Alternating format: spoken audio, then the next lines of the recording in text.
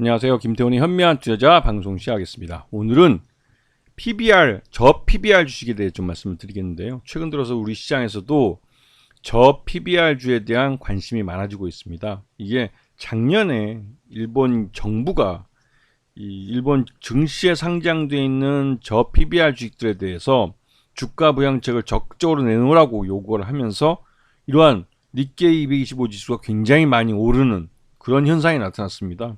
그래서 우리 증권 지수도 이 4월 총선을 앞두고 증시 부양책의 일환으로 저 PBR 주식에 대한 주가 재평가 작업을 정부가 적극적으로 대기업들에게 요구를 하고 있는 거죠. 하지만 그 배경이 되는 것은 우리와 일본과는 굉장히 큰 차이를 냈죠.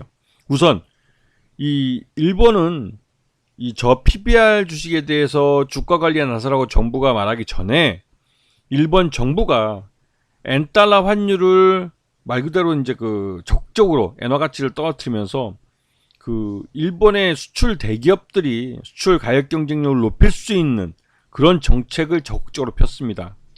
그래서 엔화 가치가 이렇게 낮게 평가되는 것에 대해서 다른 때 같았으면 미국이 대미 무역 흑자가 일본이 많아진다고 해서 반대를 했겠지만 지금 최근 들어선 미국과 일본의 사이가 그 때보다 가깝고 또 미일 동맹이 우리 한일 동맹보다 그러니까 한미 동맹보다 더 끈끈하다는 말이 나올 정도이기 때문에 일본이 이렇게 적극적으로 엔화 가치를 떨어뜨리는 데 있어서도 미국이 꿀먹은 벙어리처럼 아무 말도 안 하고 있죠. 여기에 가장 피해를 보는 건 우리나라입니다. 우리 기업들은 일본 기업과 국제 무역 시장에서 아주 첨예하게 경쟁을 하고 있는데 이 가격 경쟁 면에서 즉 엔화 가치가 떨어지면서 수출 가격 경쟁력에서 우리나라 기업 제품들이 또 상품들이 일본 제품에 밀리고 있는 그런 상황입니다. 그러면서 엔화 가치가 127엔에서 151엔까지 이렇게 낮아지면서 말 그대로 일본 상품이 굉장히 싸져 보이는 국제 무역 시장에서 일본 상품의 가격이 굉장히 싸 보이는 그런 현상이 나타났죠. 그러면서 일본 대기업들의 수출이 아주 급증을 했습니다. 이게 한일 양국의 수출액을 보면 우리나라는 지금 2022년 대비해서 2023년 9월 달까지 해서 572억 달러 수출해서 520억 달러로 오히려 수출 물량이 절대 수량이 줄어들었죠. 거기에 비해서 일본 같은 경우는 8조 8176억에서 9조 1995억으로 오히려 절대량에서 늘어나게 됩니다. 이 늘어나게 된 이유 중에 하나가 바로 이제 수출 가격 경쟁력이 일본 기업들이 살아나기 때문에 그렇죠. 그러면서 일본의 지금 저 PBR 종목들은 주가를 대부분 다 이제 자사주 취득이나 이런 걸 통해서 주가를 적극적으로 부양을 했습니다. 그래서 적극적으로 주가가 이제 많이 오른 편이었죠. 그래서 지금 니케이 225 지수를 보게 되면 2020년 3월 19일 이제 코로나가 시작될 때입니다.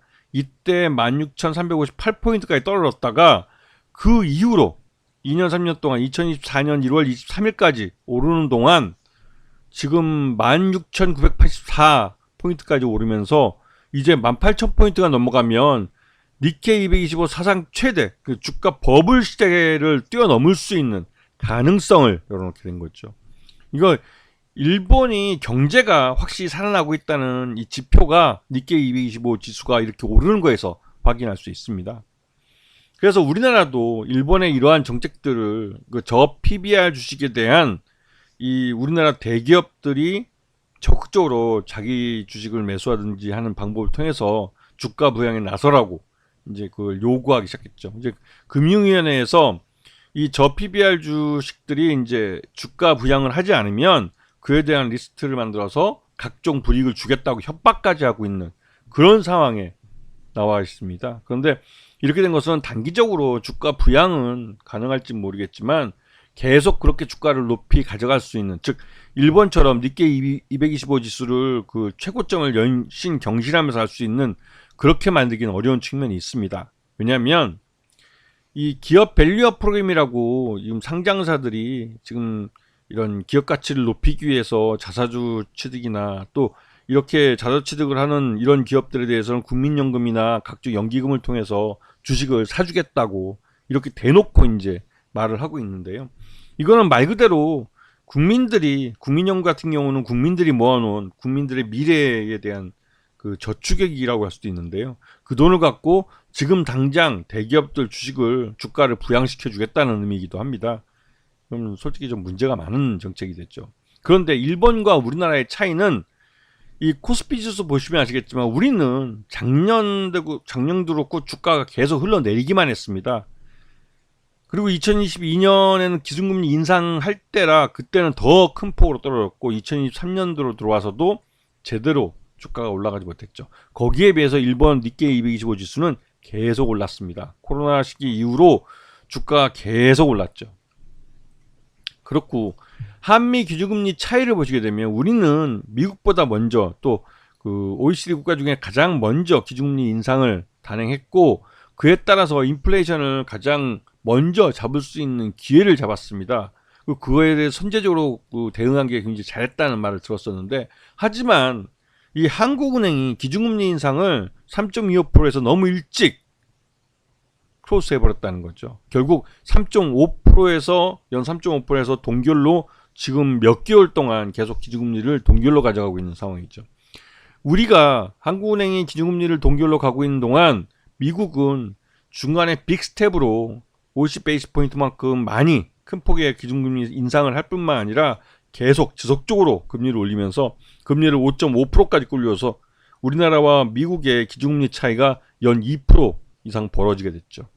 이렇게 되면 그 미국은 그렇게 기준금리를 좀 높이 올라가면서 인플레이션을 조기에 잡을 수 있는 가능성을 봤었고 이에 따라서 경기가 침체에 빠지지 않으면서 이 경기 회복에 나서면서 또 이제 회복에 조기에 나설 수 있는 그런 분위기를 만들었습니다. 그리고 인플레이션도 어느 정도 극복해 가고 있는 과정이고.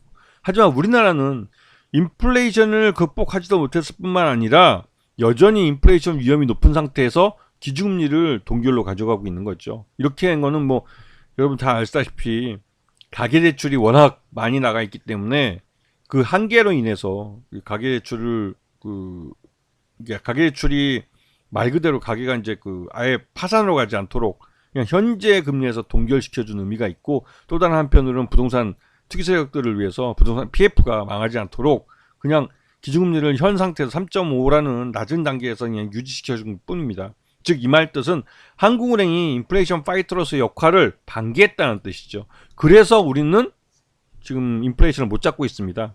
이번 설을 맞아서 인플레이션이 오르는 게 아니라 말 그대로 인플레이션을 한국은행이 인플레이션 파이터로서의 역할을 제대로 못 해줬기 때문에 계속 인플레이션이 발생하고 있는 겁니다. 지금 뭐 주변에 삼겹살 값이 올랐다, 무슨 상추값이 올랐다, 무슨 농수산물 가격이 올랐다 하는 얘기들은 그런 인플레이션을 못 잡았기 때문에 그럽니다. 하지만 미국은 우리보다 더 높은 2%나 더 높은 기준금리까지 올리면서 인플레이션을 적극적으로 대응했기 때문에 미국은 오히려 인플레이션을 어느 정도 잘하면서 경기 회복도 더 빨리 할 수 있게 된 거죠. 우리는 이도저도 안 된 상황이라고 할 수 있습니다. 자, 거기다가 우리는 지난 2023년 1년 내내 거의 무역수지 적자를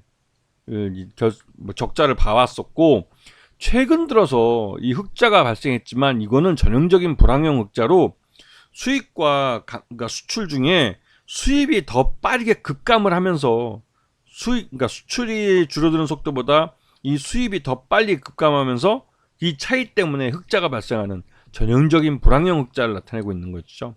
근데 이렇게 불황형 흑자를 나타내는 건 전체적으로 우리 경제 파이를 줄여가고 있는 겁니다. 파이가 성장하면서 늘어나면서 이 불황형 흑자, 그러니까 흑자가 나타나면 그건 성장형 흑자라고 했지만 파이가 줄어들면서 흑자가 나는 건 이건 전형적인 불황형 흑자죠. 그리고 최근 들어서 삼성이나 현대차 같은 또 LG 같은 대기업들이 설을 앞두고 나서 협력사에 대금을 5조 5천억 정도를 먼저 풀었습니다. 그만큼 대기업을 중심으로 시중에 유동성이 풀린 거죠. 그만큼 유동성이 풀리면 인플레이션에 대한 자극이 있을 수밖에 없는데 거기다 이제 추석이라는 그러니까 설이라는 민족의 명절을 맞아서 너도나도 소비를 하는 때이기 때문에 이때 말 그대로 인플레이션이 크게 자극받을 가능성이 크죠. 이럴 때 이제 대기업이 돈을 한꺼번에 푼 게 또 이게 이제 다 의미가 있는 겁니다. 왜냐면 그 4월 달에 바로 이제 총선이라는 전국적인 정치적 이벤트가 있죠. 자, 이런 상태에서 지금 이 저 PBR 주식에 대해서 주가를 끌어올리라고 얘기하고 있고, 또 3월 주총을 끝내고 나면 대규모로 배당금이 지급이 됩니다. 이게 서울자금 5조 5천억에다가 또 배당금이 또 거의 한 10조 원 가까이 또 시장에 풀리고 나면 외국인, 그 중에 반 정도는 외국인들이 받아서 해외로 송금하는 돈이고, 나머지 반 정도는 우리나라 주식시장에서 주가 부양에 투입될 돈이죠. 근데 여기 보시게 되면 대신증권에서 뽑아놓은 그 매출이 1조 이상 되는 기업들 중에 그 그러니까 퍼가 아니라 PBR이 낮은 종목들을 뽑아놓은 건데요. 이게 이제 대부분 PBR을 1 이상으로 만들겠다고 정부가 큰 소리를 치는 것이기 때문에 이 회사의 주가들이 대부분 지금 현 주가보다 더블 내지는 따따블 이상 올라가야 돼요. 그렇게 주가를 끌어올리기 위해서는 엄청난 돈이 필요합니다. 그만큼의 엄청난 유동성이 우리나라 시장에 들어올 수 있느냐? 그건 아니죠.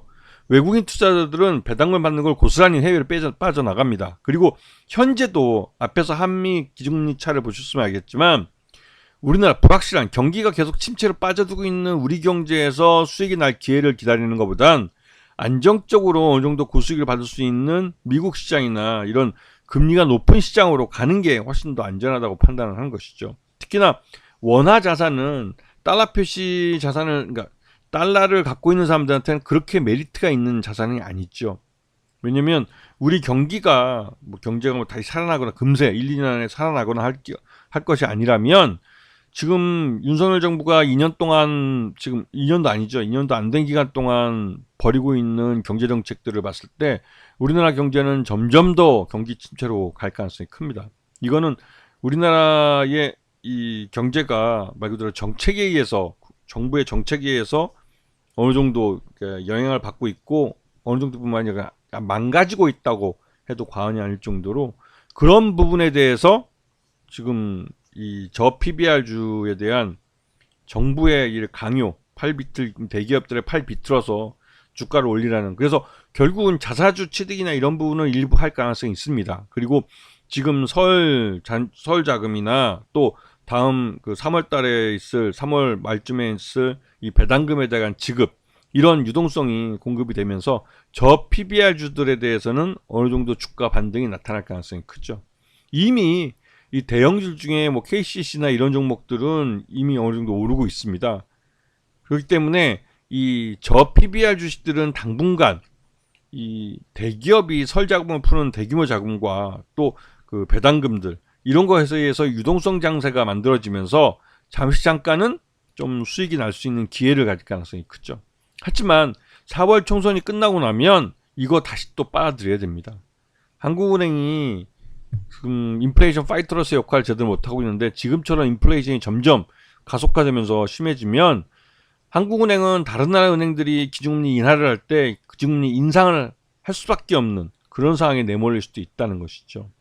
그래서 지금 현재 이 저 PBR주는 단기적인 주가 부양을 통해서 4월 총선에서 나름대로 그 지금 집권 여당의 표가 갈 수 있도록 만드는 선거 전략의 일환으로 볼 수가 있고, 또 이러한 유동성이 시장에 계속 들어오기에는 앞으로 우리 경제가 그렇게 좋지 않다는 거죠.